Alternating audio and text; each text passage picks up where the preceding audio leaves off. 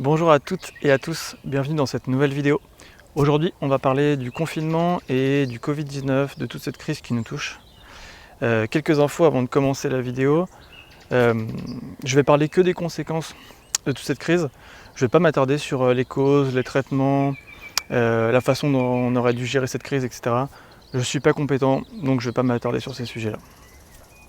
Je vais parler des conséquences, mais que des conséquences à moyen terme et long terme.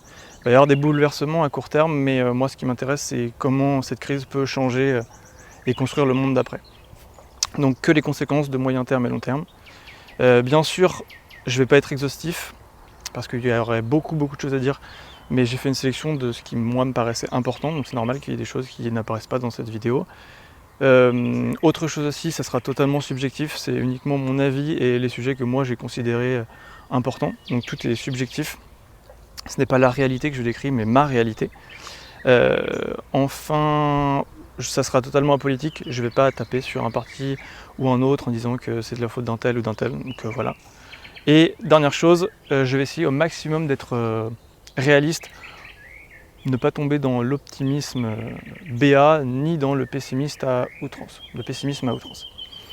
Voilà, on va pouvoir commencer la vidéo en commençant par ce que, selon moi, cette crise devrait apporter au monde. Et si on habitait un monde idyllique, qu'est-ce que ça devrait changer dans la construction du monde de demain?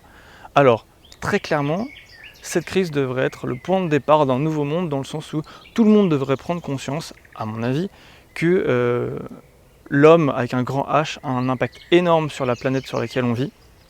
Je pense notamment aux photos de la NASA sur la pollution qui a baissé pendant le confinement.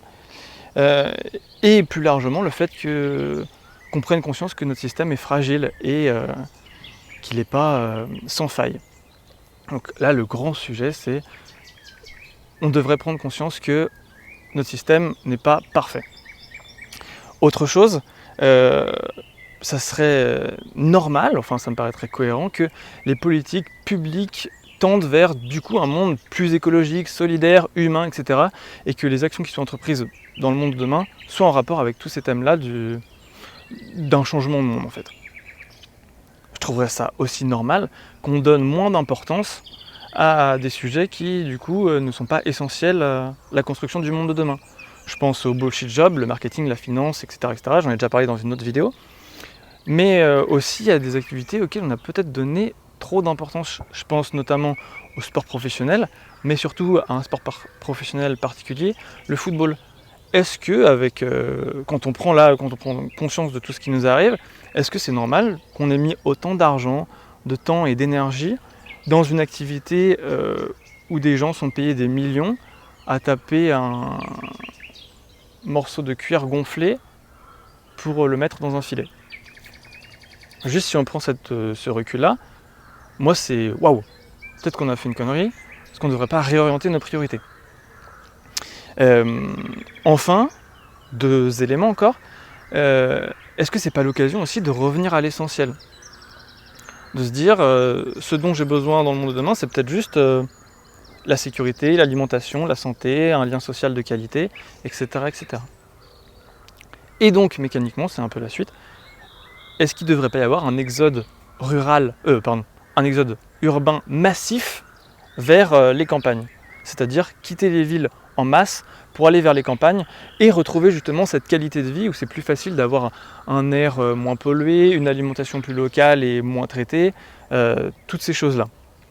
La campagne, est-ce que c'est pas la solution pour bâtir le système résilient dont on a besoin pour répondre à ces crises-là en fait? Maintenant que j'ai passé un petit peu de temps à décrire ce que cette crise devrait faire, je vais m'attarder sur ce que je pense qu'elle va en réalité faire. Donc ce qu'elle va apporter de positif, mais aussi ce qu'elle va apporter de négatif. Là, c'est plutôt mon aspect pragmatique. J'ai conscience de ce que ça peut apporter de bien, mais je ne vais pas tomber dans l'optimisme béat. Donc, qu'est-ce que ça peut apporter de bien cette crise? Parce que oui, ça va apporter des choses de bien. Il y a des gens, par exemple, qui pendant le confinement ont eu l'occasion de développer de nouvelles passions, de nouvelles habitudes qui sont géniales pour elles et pour la société. La méditation, le jardinage, le bricolage, les loisirs créatifs, le sport. Bon, je mets entre parenthèses le jogging parce que je soupçonne des gens d'avoir s'être mis au jogging pour échapper un peu au confinement et être sortis de leur maison ou de leur appartement. L'autre point, 2 autres points encore, ça a peut-être permis de connaître vos voisins et j'ai l'impression que c'est hyper important d'avoir des liens sociaux de qualité, surtout avec l'environnement proche, en cas de crise, mais aussi dans la vie de tous les jours. Donc si la crise a permis de connaître mieux ses voisins, génial. Autre chose, est-ce qu'on s'est pas rendu compte qu'on avait mis en prison des gens pour des peines qui pouvaient être potentiellement faites autrement. Il y a des gens qui sont en prison, ils ont fait une erreur, c'est normal qu'ils soient punis, mais est-ce qu'il n'y a pas d'autres formes de punition, entre guillemets, que l'emprisonnement ? Là, le taux d'occupation des prisons est passé en dessous 100% parce qu'on a libéré beaucoup de gens pendant le confinement pour qu'il y ait moins de contamination.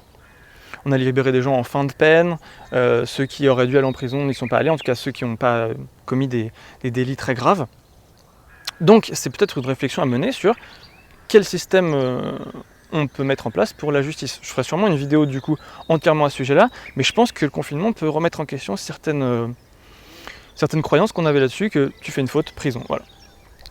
J'ai conscience qu'il y a d'autres formes de punition entre guillemets, mais voilà, moi j'avais tendance à penser faute, prison. Alors que je pense que du coup, là on a vu qu'on pouvait en libérer et que ça posait pas, en tout cas à court terme, j'ai pas vu que ça a causé de grands soucis, peut-être que je me trompe, mais j'ai pas vu qu'il y a eu une recrudescence des fautes commises par tous ceux des récidives en fait. Donc peut-être que c'est une solution à réfléchir, je ferai sûrement une vidéo du coup sur le sujet. Voilà, qu'est-ce que je veux dire d'autre ? Oui, le vélo. Alors le vélo, gros sujet parce que je vais surtout parler des villes, parce que le vélo en campagne, c'est compliqué quand on doit faire des longs déplacements ou transporter des choses. Donc je vais surtout m'attarder le vélo en ville. Est-ce que là, le confinement n'a pas permis, ou va permettre, d'accentuer la transition vers le vélo ? Là, les gens vont retourner au travail dans quelques jours. Et tout le monde n'a pas envie de prendre le transport en commun, de risquer de se faire contaminer, de contaminer les autres. Donc les collectivités ont mis en place des lignes de bandes cyclables temporaires, qui pourquoi pas pourront se transformer en bande cyclable définitive si on voit que c'est beaucoup utilisé, je suppose. Donc c'est ça qui est mis en place, les bandes cyclables temporaires, mais il y a aussi la prime au vélo, oui c'est ça, pour réparer son vélo. Je crois que c'est un chèque de 50 € pour que tous les gens puissent réparer leur vélo. Et donc je me dis, est-ce qu'il n'y a pas des gens après qui vont se dire, attends en fait moi j'habite pas si loin de mon taf, le vélo je prends l'air, je fais une activité sportive, et ça permet justement de créer une habitude sur long terme pour tous ces gens-là, et des gens qui ne prendront plus ni leur voiture, ni les transports en commun, même si les transports en commun sont moins graves entre guillemets en termes d'impact que les voitures. Mais voilà, peut-être qu'on peut éviter ou diminuer cette sensation que tous les matins il y a plein de gens qui prennent leur voiture tout seul, avec personne dans la voiture, pas de covoiturage, rien du tout, pour le remplacer par le vélo. Je pense notamment aux grandes métropoles. Voilà pour le vélo. Et enfin la dernière chose que je pense que ça va changer en positif, c'est que, comme j'en parlais plus haut, il va y avoir un retour à la campagne. Alors peut-être pas aussi massif que ça devrait l'être dans le monde idyllique, mais assez important. J'ai entendu notamment plusieurs interviews d'agents immobiliers qui disaient qu'ils avaient reçu beaucoup de demandes pour intégrer des maisons avec plus de terrain, ou à la campagne, ou quitter les villes, etc. etc.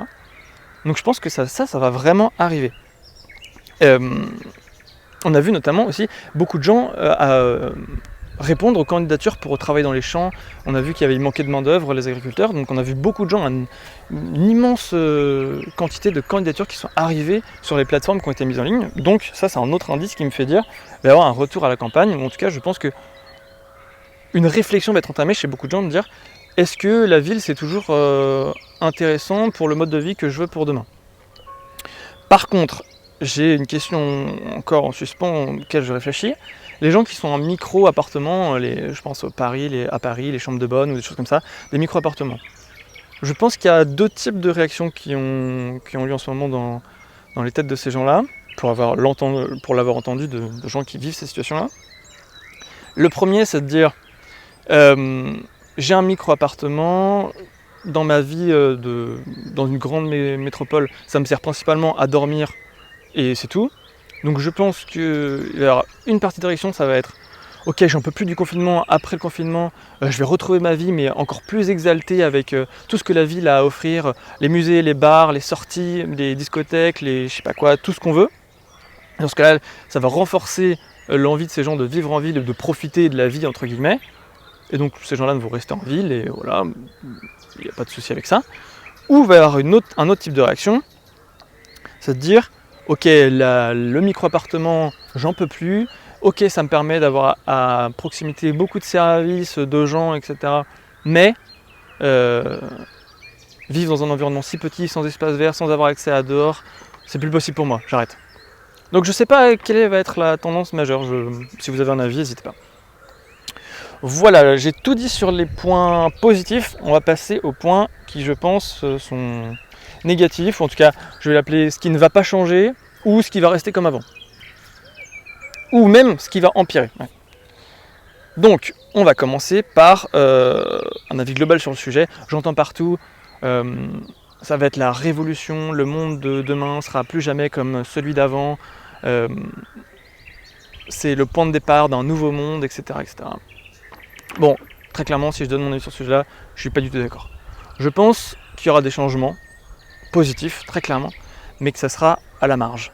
Et que on va rester dans ce système qui fonctionne pas trop, le système restera tel quel en fait, et ça va pas changer le monde en soi. Le système dans lequel on est continuera à foncer dans le mur, et les changements seront qu'à la marge. Je pense aussi que dans quelques mois, une autre information va remplacer celle-là, et c'est le jeu de l'information.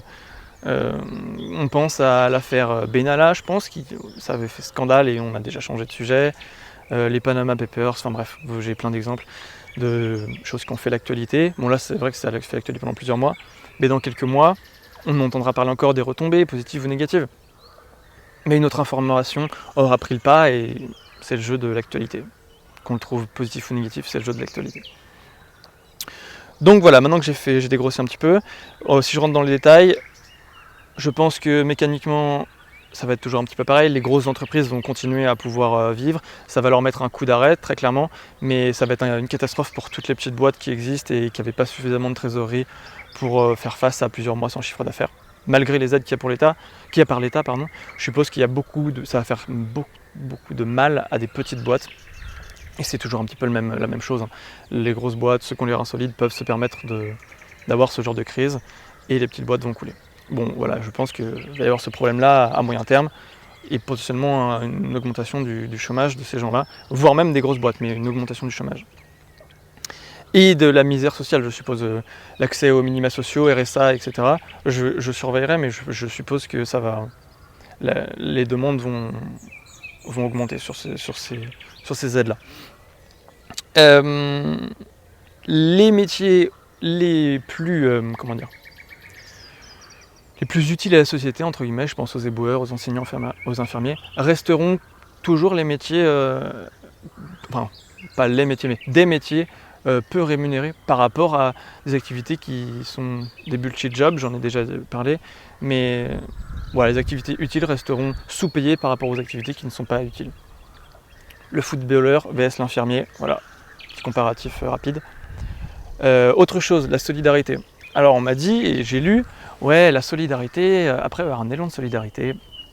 Notamment, on prend pour exemple l'élan de solidarité qu'il y a eu après le 11 septembre aux États-Unis, l'élan patriotique. Bon, nos cultures sont assez différentes, mais c'est un petit peu ce qui est mis en avant. Alors oui, il y a eu des élans de solidarité pendant le confinement, là. J'ai vu notamment une dame qui avait mis un seau à son balcon, qui tombait jusque dans la rue pour mettre des aliments dedans pour ceux qui en avaient besoin. Génial. Faire les courses pour ses voisins. Génial, surtout quand ils sont âgés, c'est génial. Mais à côté de ça, plusieurs syndicats de police ont dit que 70% des appels qu'ils recevaient chaque jour, c'était 70% de délation ou de pointer du doigt ce que son voisin faisait, la loi qui le mettait en... la loi qu'il ne respectait pas, le confinement qu'il ne respectait pas. 70% c'était de la délation. Alors je trouve ça assez dingue quand même, 70% de délation. Et ça me met un petit peu en doute la capacité du monde à entrer dans un élan de solidarité. Voilà, sur la solidarité. Qu'est-ce que j'avais d'autre à dire? Ah oui, je voulais absolument parler du coiffeur.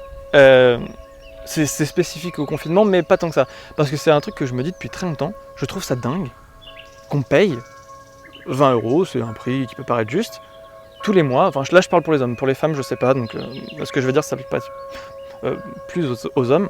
Je trouve ça dingue qu'on paye tous les mois 20 € pour se couper les cheveux, alors qu'avec un petit peu d'entraînement, et soit le faire soi-même, soit le faire faire par quelqu'un de sa famille, c'est possible de ne plus aller chez le coiffeur. Là je sais pas, j'ai calculé, ça fait 8 ans que j'ai pas été chez le coiffeur, au moins 8 ans.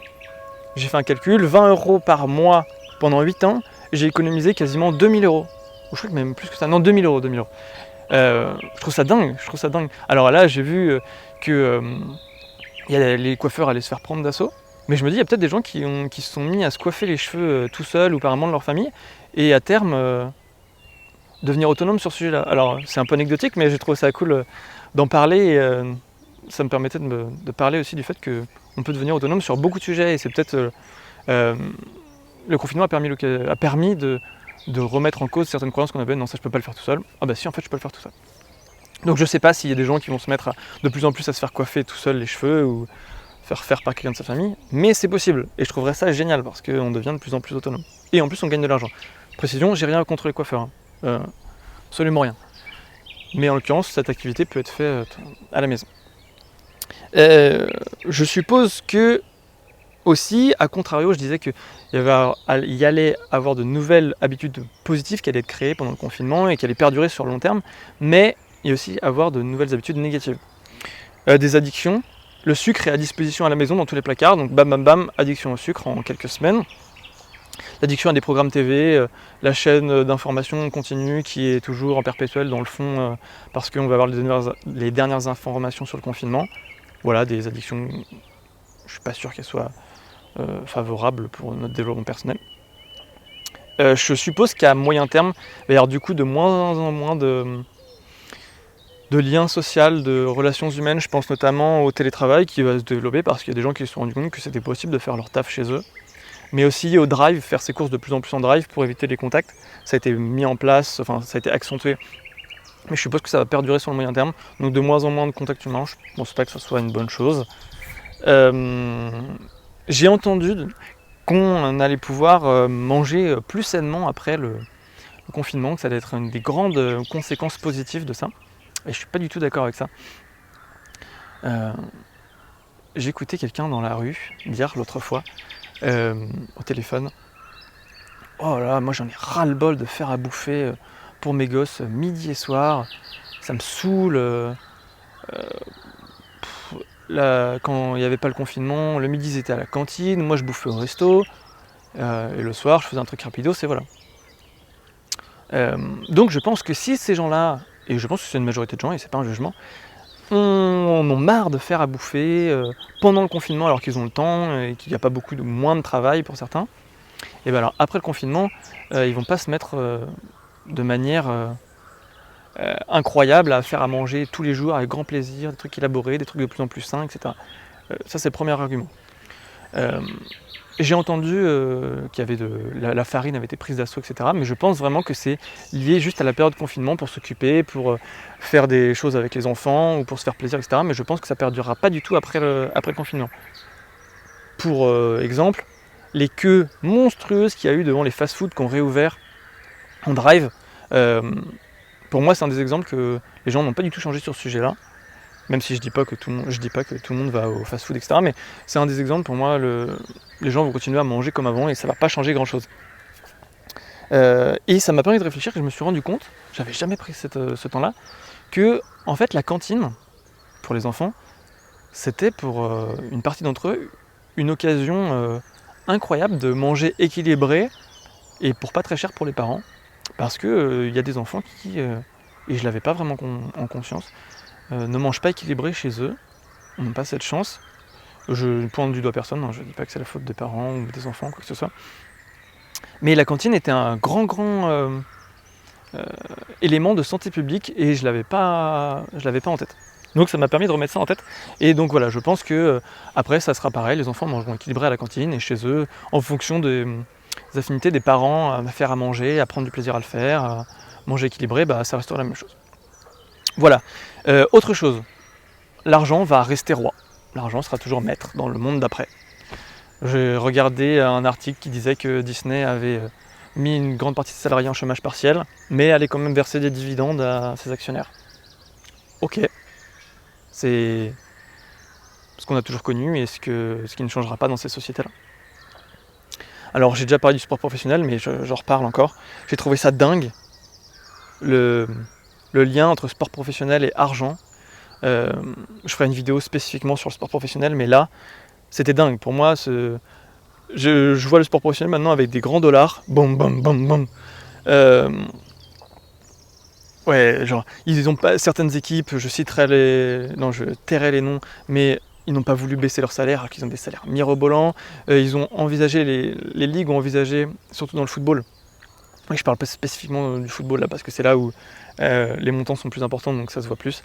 Ils ont voulu reprendre les championnats à huis clos sans spectateurs, alors que le sport professionnel, s'il y a bien une chose que ça peut apporter, c'est de l'émotion, du divertissement, etc.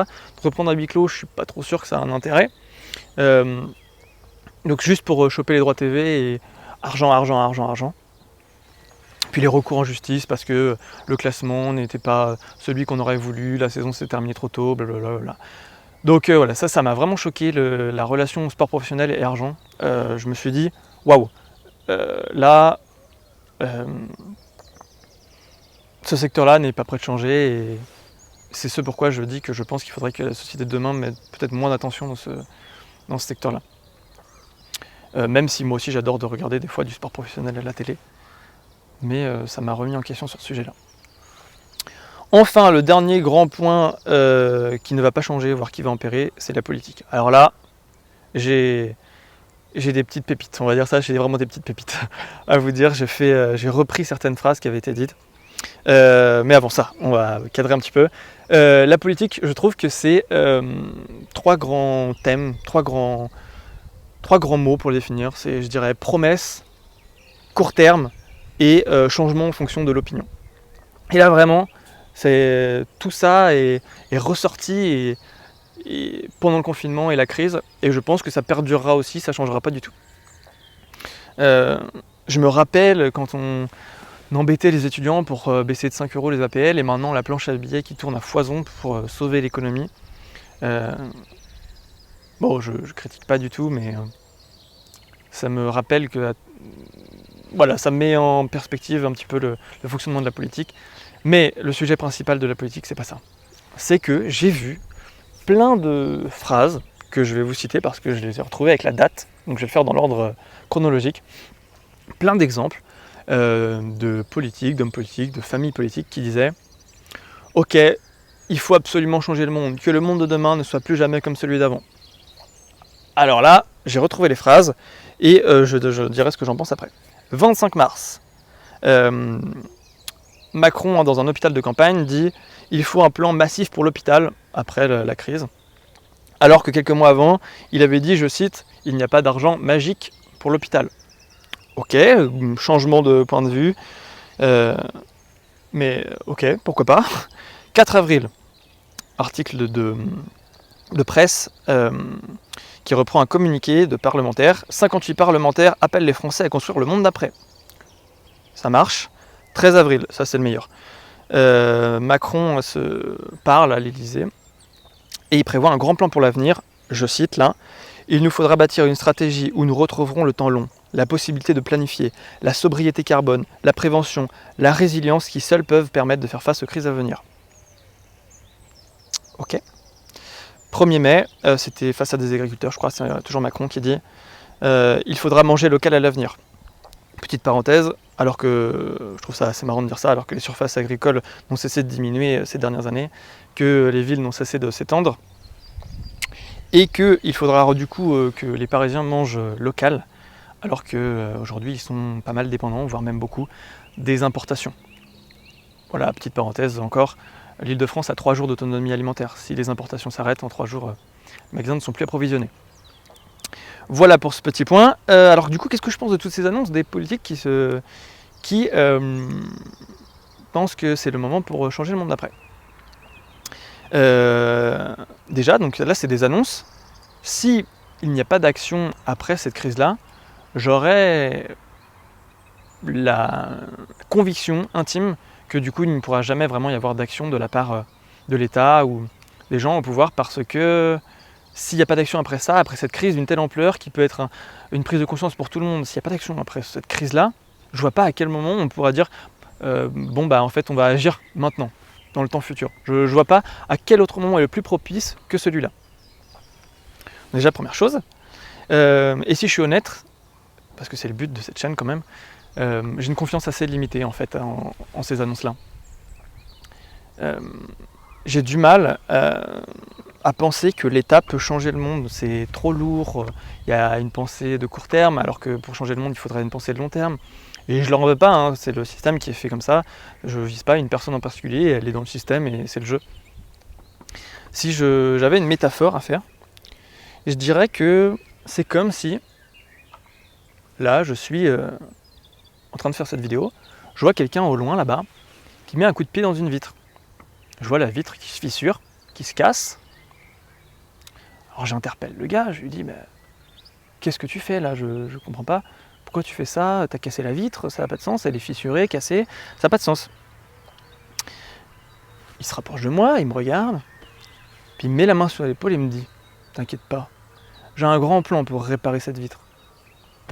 Là je comprendrais pas, je me dirais mais attends, c'est lui qui vient de la casser et il veut la réparer, et le gars a changé d'avis en quelques secondes quoi. Et bien c'est exactement la sensation que j'ai avec la politique et avec l'État. Ils te promettent de changer le monde alors qu'ils sont en partie responsables de ce qui s'est passé, en tout cas par leur inaction. Et ils changent d'avis de quelques mois à maintenant, c'est-à-dire l'époque Nicolas Hulot où il a démissionné parce que le gouvernement n'allait pas dans le sens de l'environnement. Et maintenant il faut changer le monde en le rendant plus résilient et durable. Il s'est passé que quelques mois et j'ai plutôt l'impression que c'est une promesse qu'une réalité.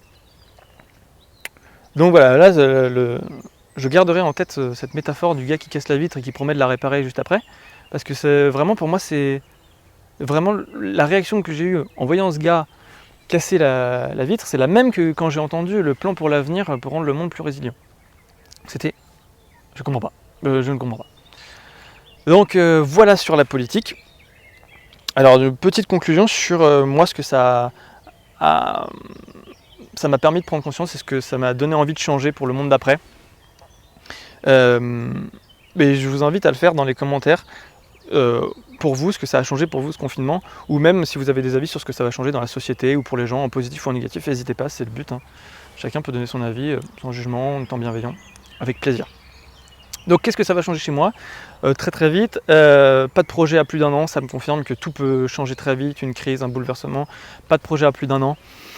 Ça me donne envie de revenir encore plus à l'essentiel, à mes besoins de base, santé, alimentation, sécurité, lien social de qualité, une vie locale, essayer de faire avec tout ce que j'ai à proximité et pas vouloir quelque chose qui est à l'autre bout de la planète. Voilà, quoi d'autre? Ouais, ça m'a permis, ou j'espère que ça va me permettre de continuer des habitudes que j'ai mis en place pendant le confinement, la méditation, le sport, les étirements, la lecture. J'espère pouvoir les garder après. Bon, ça, je ferai sûrement une autre vidéo aussi sur les habitudes, mais j'espère que je pourrai garder tout ça. Enfin, en tout cas, je vais tout faire pour. Et enfin, dernière chose, et certainement la plus importante, ça m'a permis de prendre conscience que très clairement le modèle sociétal dans lequel on vit n'est plus adapté aux réalités du monde. Le modèle a des failles et il est possible qu'il s'effondre à tout moment. Là, on en a vu un exemple, il n'est pas totalement effondré, mais il est à genoux et c'est possible que pour moi, dans les années à venir, ce système-là s'effondre totalement. Et qu'une des solutions à ça, c'est l'autonomie. Alors je ferai aussi une vidéo sur ce sujet-là, ça fait beaucoup de vidéos que je dois faire, mais l'autonomie me paraît comme une solution pertinente pour pouvoir subvenir à mes besoins et être résilient en cas d'une crise de cette ampleur-là. Donc concrètement, si je veux passer massivement à l'action sur ce sujet-là, parce que j'ai pas envie de rester dans les paroles, qu'est-ce que je peux faire moi?